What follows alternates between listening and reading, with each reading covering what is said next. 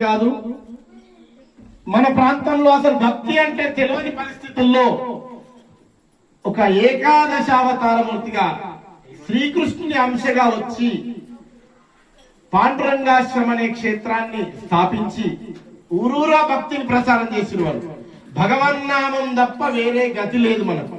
అన్యదా శరణం నాస్తి, హరే రామ నామమే గతి.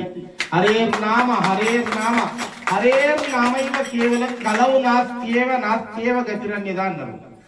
ఈ కలియుగంలో ఈ 16 నామాలు 32 అక్షరాల హరే రామ నామం కలి సంతాన ఉపనిషత్తు నారద మహామునికి బ్రహ్మదేవుడు చెప్పిన మహామంత్రం ఇది. మరి త్రేతాయుగంలో ద్వాపరయుగంలో శ్రీకృష్ణ భగవానుడు రాముడు ప్రత్యక్షంగా అవతరించి వాళ్ళు రక్షించారు. మరి ఇప్పుడు ఎవరు దిక్కు? మనకు కల్కి అవతారం వస్తున్నాడు. ఎప్పుడు వస్తుందో వచ్చేదాకా ఉంటామా మనం అంటే నామమే భగవంతుడు. ఇప్పుడు నామ రూపంలో వచ్చిండు భగవంతుడు కాపాడ్డాడు. కలియుగంలో ప్రత్యక్షంగా దేవుడు వచ్చింది కాబట్టి ఏ నాటకాల కంపెనీ నుంచి వచ్చినవంటే నమ్మం మనం. అట్లా పరిస్థితి ఉంది. ఉన్నప్పుడు మనం రక్షించాలంటే భగవంతుడు కూడా ఏం చేయలేని పరిస్థితి. ఆయన వీళ్ళని నేనేం మార్చలేనని నామాన్ని ఇచ్చిండు. ఈ నామం పట్టుకుంటే భగవంతుడు మనం పట్టుకుంటాం. ఎట్లా పట్టుకుంటారు? దయ్యం పట్టినట్టు పడతారు. దయ్యం పడితే ఎంత బాధ పెడతారు, నా భగవంతుడు పడితే అంత సంతోషం పెడతారు. రెండే ముఖ్యం. నామం చేయండి, మీరు చేయాల్సింది ఏమి లేదమ్మా.